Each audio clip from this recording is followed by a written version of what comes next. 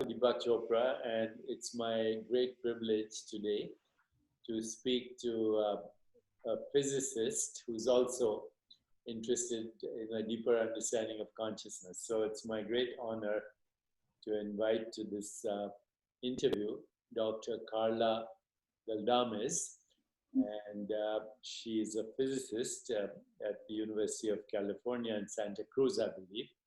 But first of all, Carla, thanks for joining me. It's a great privilege to have you. For our audience, can you tell us a little bit about your career thus far? Where you came from? You're now in the United States, but you're from, I believe, Central America originally. Yeah. And you did your training in physics. And what is your main area of interest right now? Sure. So I'm A bit back, we can see full Yes, thank you. This is new to me. When we have all these meetings with other colleagues, their faces look so different. This is good. Yeah. Is all right. So back a little. Okay. So I am originally from Central America, from El Salvador, and I am, the third child of 3 children. So I have 2 brothers, and I am the eldest daughter. So I grew up around boys, which at the end of the day ended up to be helpful in physics, given that it is a very male-dominated field. I decided to come to the United States as a young teenager to study. And I finished my last 2 years of high school in the United States. I had the privilege to go to Lowell High School in San Francisco, which was a very great intellectual place to be in. And then I did my bachelor's in astrophysics at UC Berkeley, where I had the opportunity to study much on the aspects of mathematics, physics, and astronomy. But at some point, I just decided that what I was really interested on was more close to the foundations of the very mathematical structure of classical mechanics, which was what I was beginning to do in astronomy. So looking at different aspects of Saturn rings, and then looking into the Neptunian ring system. And soon enough, the deeper I dwell into classical theory, the more interested I became in quantum mechanics, because the mathematical structure of both are very similar, for the exception of the anti-commutativity of quantum theory. And that really stuck with me throughout graduate school. I was accepted to various graduate programs, and was able to work at CU Boulder in planetary sciences, NASA Ames for also a bit, and then went to Dartmouth for applications and interviews, which went very well. But at the end of the day, I ended up choosing to go to Tufts University because I felt the warmth and I felt community of the physics department there, and it was a small place where I could really develop and continue forward. So the classes there were smaller, so I was very glad to have that kind of attention. And there I really concentrated on the mathematical aspects between quantum and classical mapping theory. And what that really means, maybe in practical terms, is every theoretical framework has some kind of a mathematical object through which it speaks. So classical mechanics speaks through classical functions, quantum theory speaks through operators, and there's a mapping between them too. And that's what a lot of my dissertation was about, and with the attempt to utilize it for condensed matter systems. And then after that, I had the opportunity to work in various different research positions, and I became a visiting research scholar at UC Berkeley in physics, where I continued to study different aspects of condensed matter systems, particularly in terms of helium 3 and 4, and looking primarily at the emergence of vortex formation in three-dimensional systems. And right now, I'm continuing some of that work with a collaborator at UCLA in two-dimensional systems for vortex, anti-vortex formation. But the primary love of mine, which was in graduate school for looking at classical to quantum mapping, became more useful in quantum chemistry, where scientists are developing continually different ways of trying to understand how to manipulate and operate molecular dynamical systems, and how to utilize quantum effects that are inherently very small into large scales. And so semi-classical theory, sort of a byproduct of this quantum classical mapping, really has a real root of application in the quantum chemistry field. And that's what I am attempting to do. So looking at semi-classical dynamics to understand molecular dynamical structures to be applied to water in the condensed phase, and to know more about the ground state to first excited state transition in water molecules, and have an input or a place for 0-point energy in this. That's great. Thanks. That's a great summary. So now that leads me to where we really want to go in this conversation. Why is mathematics so effective in predicting the behavior of matter, both classically and at the quantum level? So what is it about mathematics that gives us this ability to understand what we call physical reality? And as you know, there's a phrase, the unreasonable effectiveness of mathematics. And what is mathematics an activity of? Is it an activity of consciousness, or is it an aspect of the universe? I'm still trying to figure that out. Maybe you can help. Right. So I think I felt two different questions.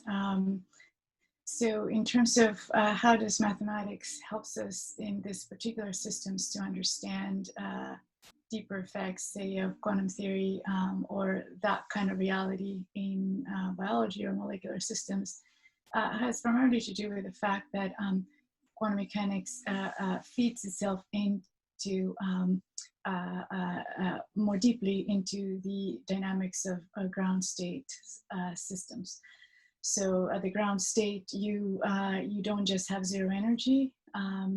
You have to take into account associated quantum fluctuations, and then the problem always has to do with how far into the particular biological system that you're looking at these quantum fluctuations will take place or have an effect at all. For most of the time, dissipation will take place in relationship to the scale of the system itself. So, so that's one aspect, but a larger question as to how does mathematics as a structural system has anything to do with the universe, or maybe universe formation, or the Big Bang, or cosmological theories, in comparison to mathematics as a byproduct of our minds. I think that becomes, to me, more of an ontological question, in the sense that, and I have to then take a step back from a traditional scientific point of view, where we are instructed or educated to believe into an ultimate objective reality out there, to my own experience as a meditator, and to the understanding that that orthodoxical view doesn't really hold to my experience, that there is really an internal kind of a universe that I believe is really reflected onto what we see, quote unquote, externally.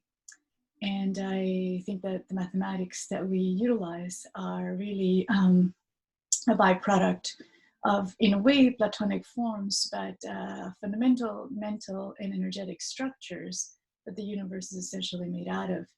That our science doesn't necessarily address those issues, but we stop at gluons and quarks and leptons. It's probably a part of the evolution of science.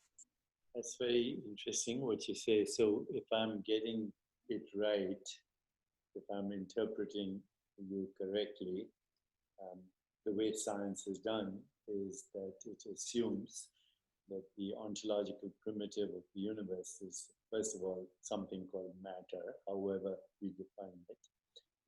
And that's number one. And number two, that there is an assumption that there is an observer independent universe, irrespective of whether we are looking at it or not.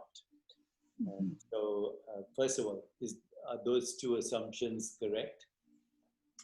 Yeah, I think that is absolutely true. I think that those are probably the primary pillars upon which current science stands on. So as I look at the philosophy of science, frequently referred to as naive realism, there are certain principles of naive realism that I've begun to slowly absorb. Number one, the physical world exists exactly as perceived by the five human senses. I can't believe that that could be true because other species have different senses that give them a different experience of what we call the physical world. So that's number one assumption of naive realism. And number two is the physical universe would continue to exist as perceived by the five human senses, even if no one was looking. You know, Einstein's famous remark, the moon would still be there if no one was looking at. Am I correct in these assumptions also in the philosophy of science? Deepak, could you speak a little bit closer to the microphone?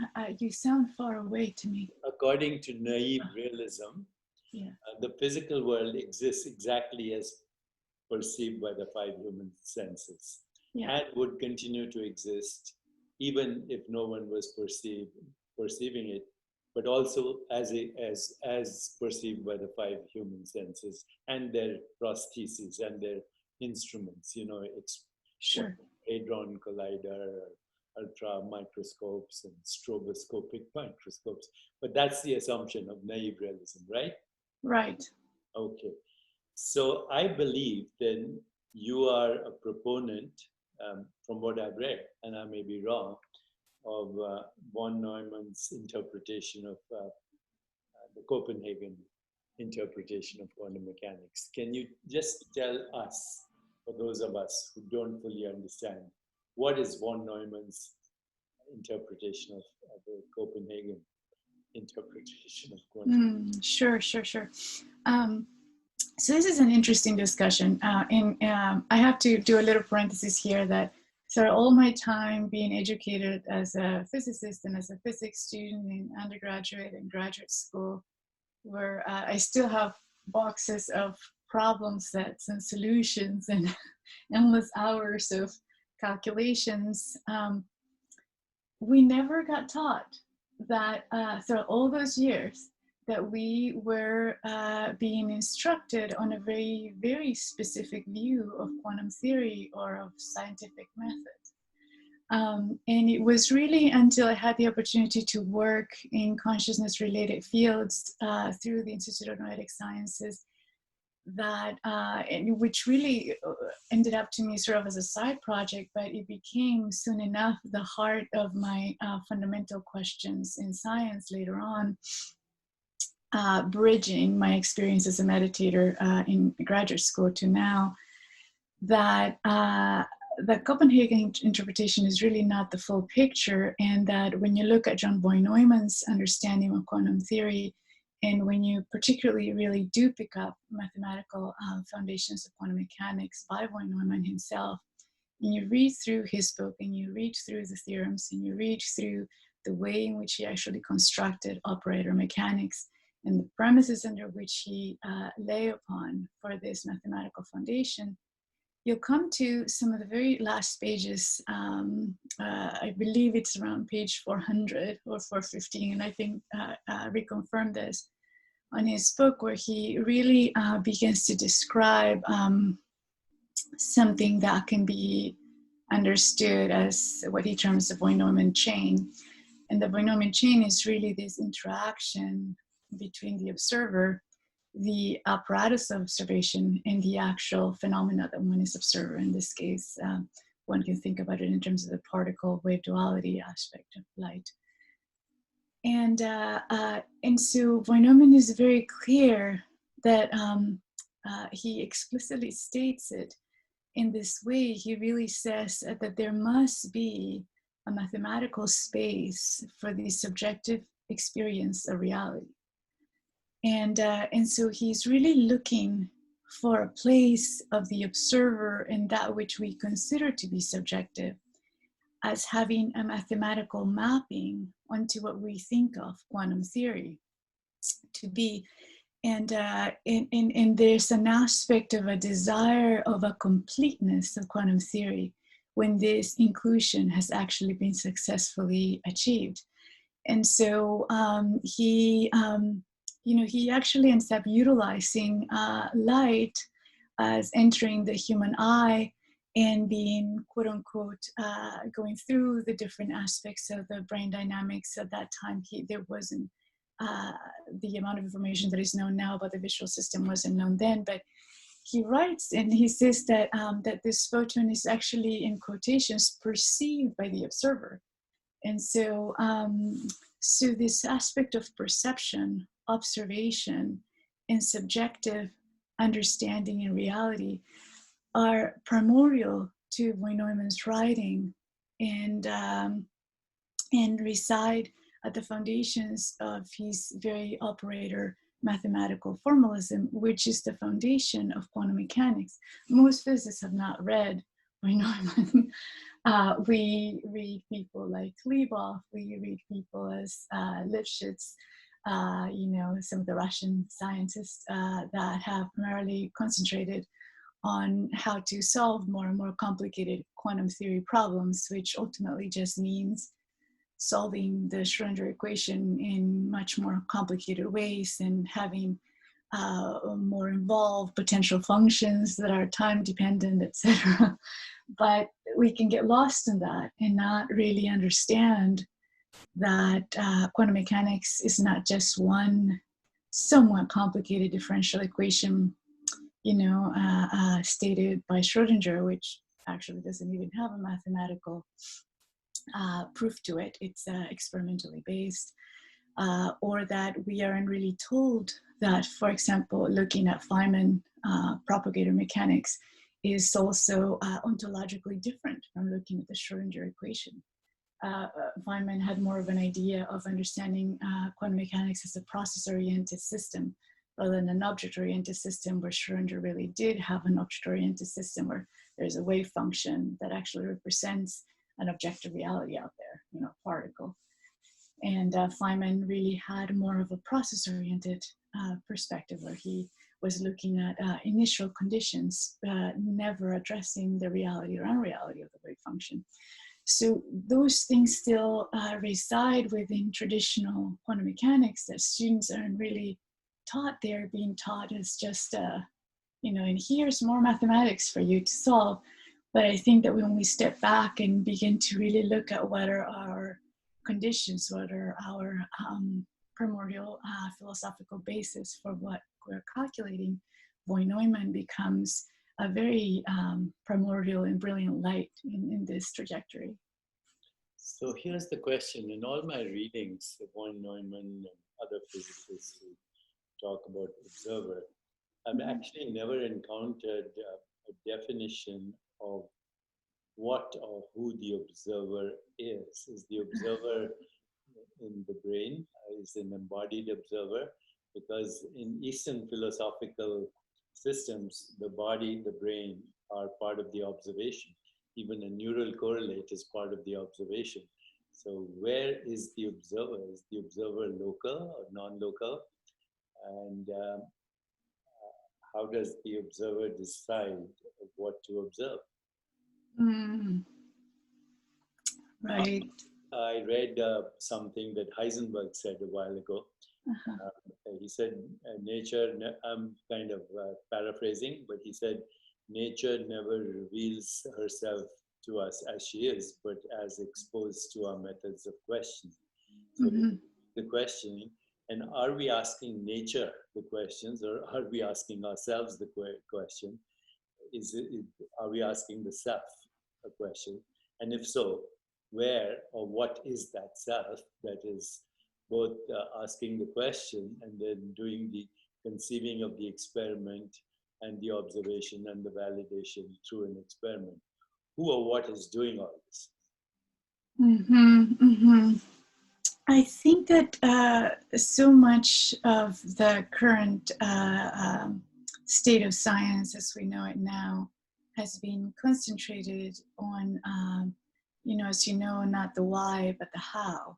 And so for the most part, the emphasis of scientific thought has always been as to how does the observer interact with physical phenomena? What are the dynamics of, for those of us that are actually interested in observation or physics in the observer, that primarily on the dynamics of the interaction between observer and phenomena. But to ask the question, who is the observer? Or what is the observer? All right, or what is the observer? Is something that I think for the most part, even those of us who do quote unquote observer physics as either part of our discipline or so forth, have not concentrated at a scientific level. At what I can say from my experience, maybe I have to address it from a personal level. And it is that I, from my own subjective experience, I do know that the observer is not localized, that the observer is not located in the brain, and that it's not a byproduct of neurodynamical processes. In a way, some of that information can be somewhat addressed through the complicated and somewhat controversial experiments that are associated to, I believe, psi phenomena, right? Or remote viewing, or associated to telepathy, as I've had some involvement in. So the understanding that there's an aspect of mind that really can see without the eyes, can speak without the mouth, can that there is a medium, a kind of a sense of a medium of information transfer that really addresses and points at the existence of non-local mind, and ultimately also at a non-local aspect of an emotional body. And so, the way that I can answer the question is our current non-orthodox science that constitutes observer physics is beginning to look in that direction. Conclusive experiments or conclusive results, I think, are something that can come about the more effort we put into them and the more clarity we get in our questions. But I do again say that experimentation that points at local aspects of mind and local aspects of emotional body do exist, and I've taken part in those experiments that have produced them myself with very successful results. But at the same time, I think that who we are just cannot be put into a set of concrete differential equations or quantum field theoretic equations, or string theory cannot be framed in a way that is concrete and restricted in that form. It can be addressed, it can be looked at, it can be pointed at, but who we are is infinite existence. So that's good to hear from you. But of course, it's very consistent with some of the Eastern wisdom traditions say that reality is always a reflection of the observer. And if you don't know what or who the observer is, then you can't actually give any validity to the observation, even the mode of the observation. So this leads me actually to where we wanted to go in this conversation.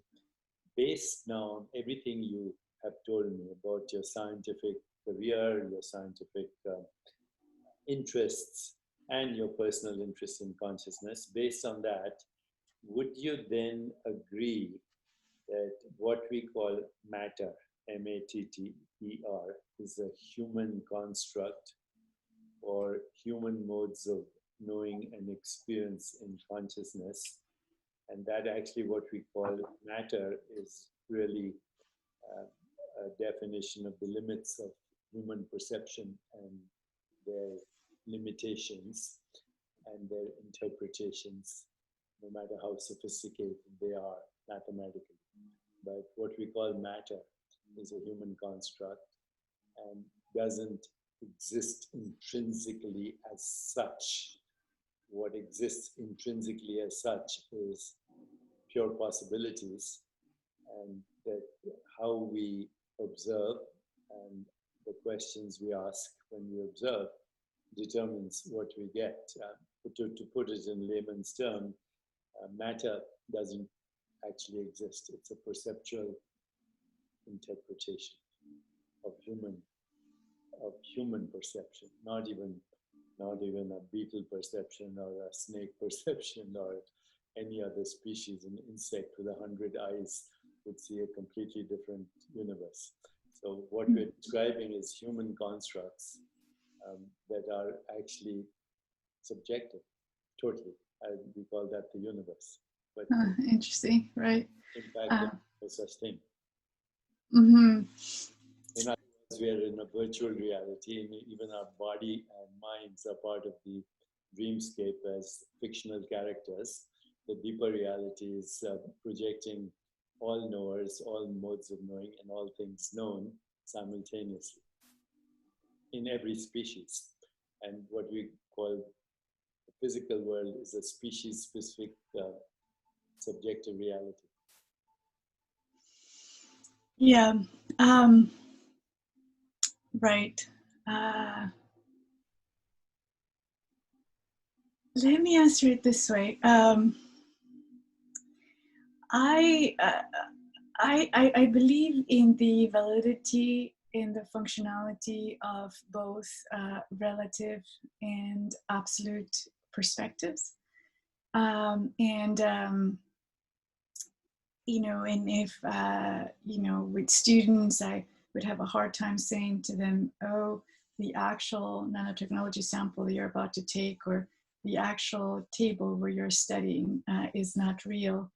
There's so much space in between those atoms, but that even you touching that table is the greatest and most complete illusion in success of nature itself. I think that that if I said that to them or even my colleagues, I think that they would have a difficult time. Because at the end of the day, there must be a reason why we as humans in this particular manifestation work in this localized, very dual sort of way. But not two bodies can occupy the same space at the same time. We definitely experience that when we drive in traffic, and so on and so forth. But to how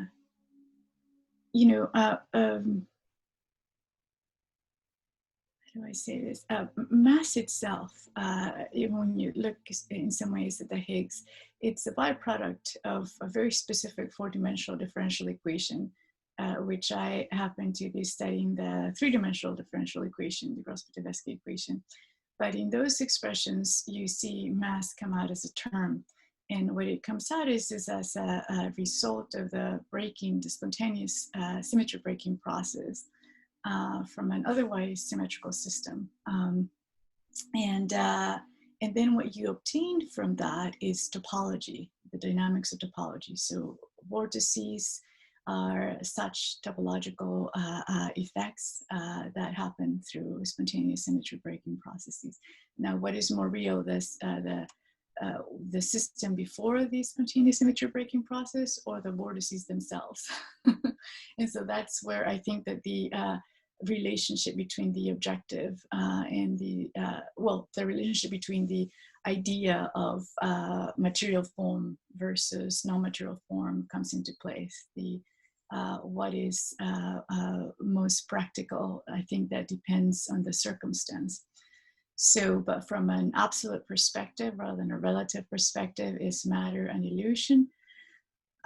Yes, it definitely is. I think that at the very origin, it's from the mathematics that we know, it's quantum fluctuations that give rise to matter in different theoretical perspectives and frameworks. And I think that that getting caught into matter as being an ultimate reality is something that slowly modern physics is beginning to break down. But I think that meditators themselves, from a subjective experience, know their bodies to not be solid. I think that if I may speak more of a Eastern practitioner, I can say that from when I started meditating to now, the experience of kind of a dissolution of the body is something real, is something that is very freeing from its material form. And I think that it's hopefully where science can be leading towards. That's beautiful what you just said. I'm looking for something that I want to read to you. It's from a newsletter that I got from NASA a while ago.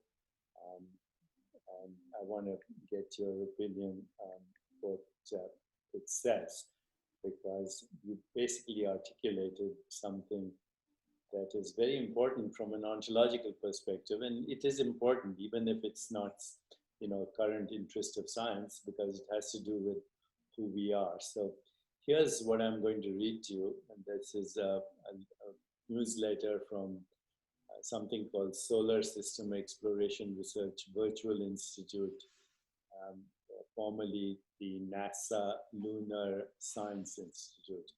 So here's the quote. It says, consider that you can see less than 1% of the electromagnetic spectrum and hear less than 1% of the acoustic spectrum. As you read this, you are traveling at 220 kilometers per second across the galaxy. 90% of the cells in your body carry their own microbial DNA and are not you technically.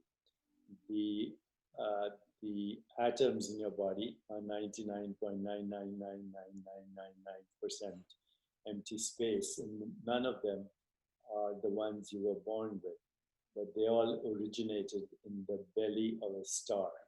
Human beings have 46 chromosomes, 2 less than the common potato. The existence of the rainbow depends on conical photoreceptors in your eyes. To animals without cones, the rainbow does not exist. So you don't just look at a rainbow, you create it. This is pretty amazing, especially considering that all of the beautiful colors you see represent less than 1% of the electromagnetic spectrum. So based on this, would you say when we look at the Milky Way galaxy, are we constructing it?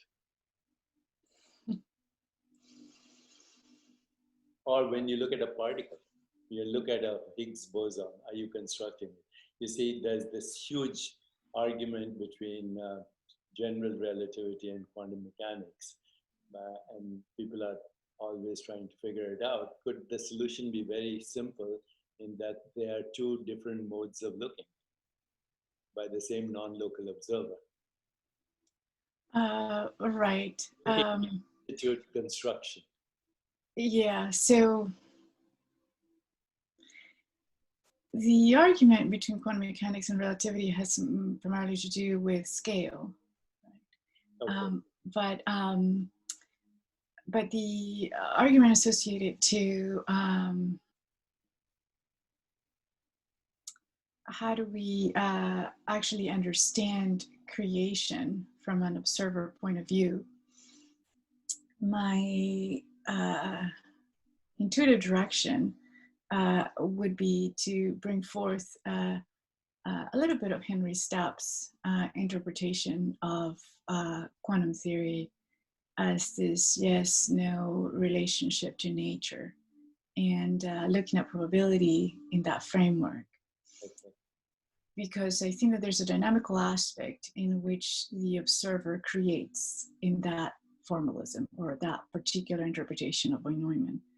So when we have an insight into understanding that there is this yes-no question and answer as a way of understanding the probability distribution of a wave function, the collapse into one particular selection of the various different, say, eigenstates of a wave function.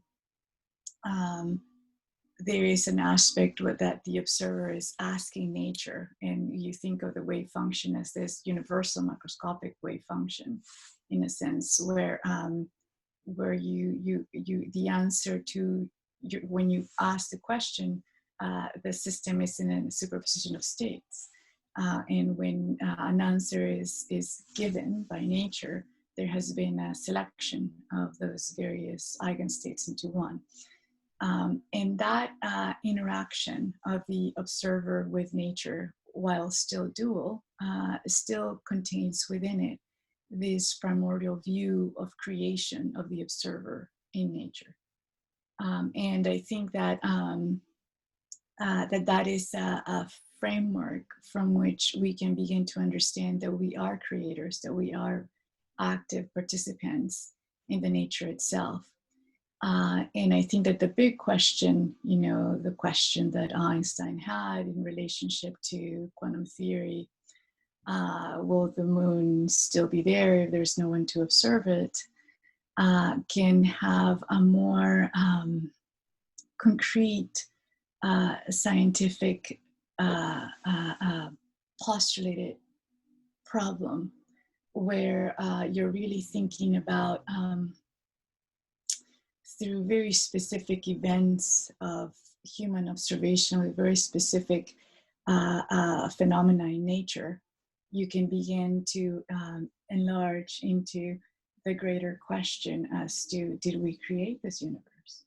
Is the moon there because we dreamt it? And the moon itself, in some other ways, dreamt us, and this interconnectivity of creation and observer can begin to be a dance within our scientific framework. I mean, I think that, it's important to see that our science, despite its allegory of technology and, future space travel, is still very much at its infancy. And that nothing has been said that is final. And I think that in many ways, observer physics and these questions that you're asking really pushes the scientific method and the traditional scientists themselves into an evolution of science, where the observer and consciousness are an inherent and active part of it. So one final question, and this conversation is about Gödel's theorem. And according to Gödel's theorem, there are axioms or theorems that are logically inconsistent, in that discontinuities, they cannot be logically proved, and yet they are apparently true. So you still sound a little bit far. So you said Bell's theorem? Yeah, no, I'm saying, can you give me your take on Gödel's theorem? Because there are a lot of mathematicians or scientists who suggest that the underpinnings of the understanding of Gödel's theorem suggests creativity in the universe. suggests a creative aspect to mathematics as well, because these are theorems that are incomplete and yet true. What is your take on Gödel's theorem, and does it give any hint of a creative process in nature?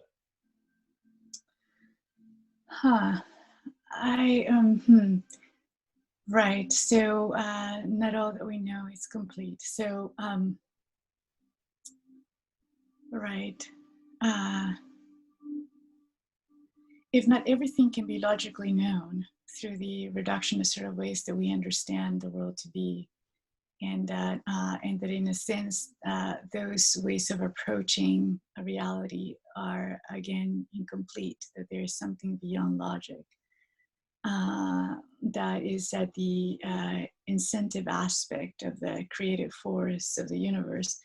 I would agree that Gödel's theorem really does leave space for creativity, and for a creative impulse, maybe could be the right words to say it, that takes us away from our linear thinking in our, in so many ways, worshipping and logic and reductionist forms of viewing reality.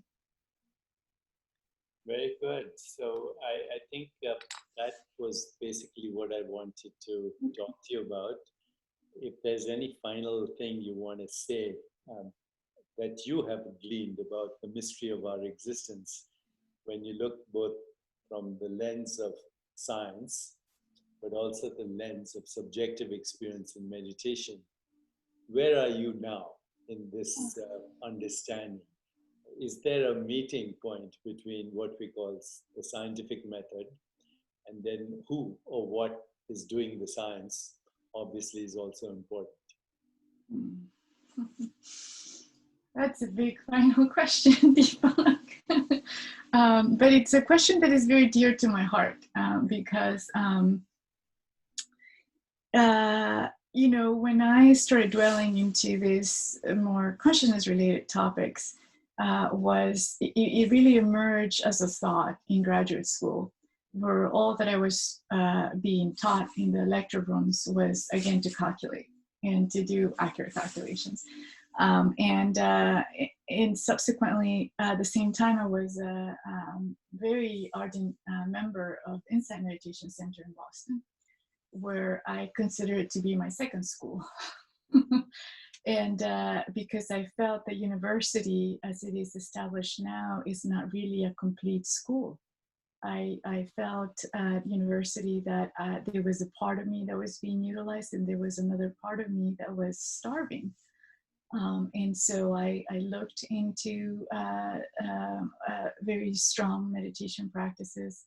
And again, as I mentioned in my biography, yoga asana practices as well, to nourish more of what I would consider to be something that is more true to me, that felt balanced and that it felt like it was taking me in the direction that I intended to go as a soul, I suppose, as a person with a sense of spirit inside. So so I would say that where I am now is I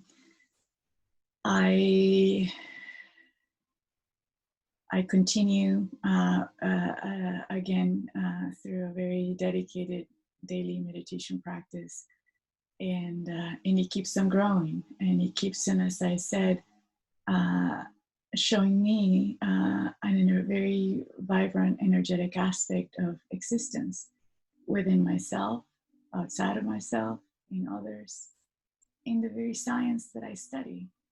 And I would say that that probably really delineates me as different from most traditional scientists, that I would have an aim to be led from something that feels very internal to me, that feels very intuitive, that feels more spiritual. So even though that word has been utilized in many different contexts, what it ultimately means to me is something that is internally guided, and that it can only be found through